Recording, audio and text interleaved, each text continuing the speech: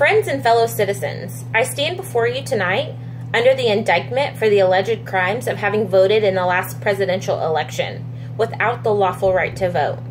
It shall be my work this evening to prove to you that thus voting I not only committed no crime, but instead simply exercised my citizens' rights guaranteed to me and all United States citizens by the national Constitution beyond the power of any state to deny.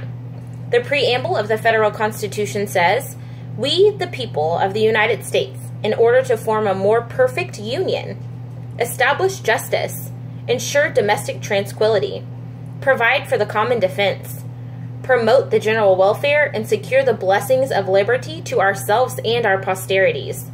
Do ordain and establish this Constitution for the United States of America." It was we the people, not we the white male citizens, nor yet we the male citizens, but we the whole people who formed the Union. And we formed it not to give the blessings of liberty, but to secure it.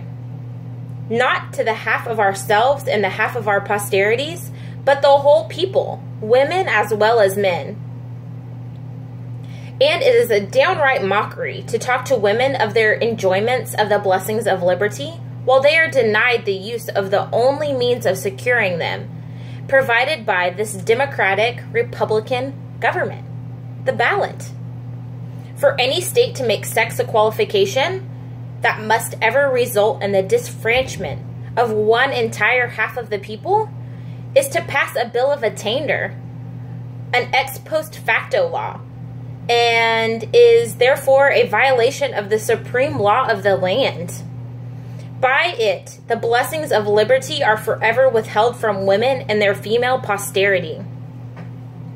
To them, the government has no just power derived from the consent of the governed.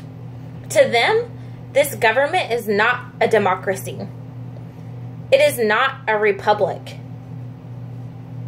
It is an odious aristocracy, a hateful oligarchy of sex, the most hateful aristocracy ever established on the force of the globe, an oligarchy of wealth where the rich govern the poor, an oligarchy of learning where the educated govern the ignorant, or even an oligarchy of race where the Saxon rule the Africans might be endured. But this oligarchy of sex, which makes father, brother, husband, sons, the oligarchies over the mothers and sisters, the wives and daughters of every household, which ordains all men, all women subject, carriers, dissension, discord, and rebellion into every home of the nation. Webster, Worcester, Belvedere, all define a citizen to be a person of the United States, entitled to vote and to hold office. The only question left to be settled now is, are women persons? And I hardly believe that any of our opponents will have the hardihood to say they are not. Being persons, then, women are citizens.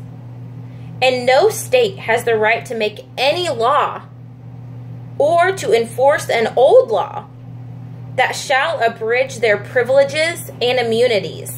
Hence, every discrimination against a woman in the constitutions and laws of several states today, null and void, precisely as is every one against the Negroes. Susan B. Anthony, 1873.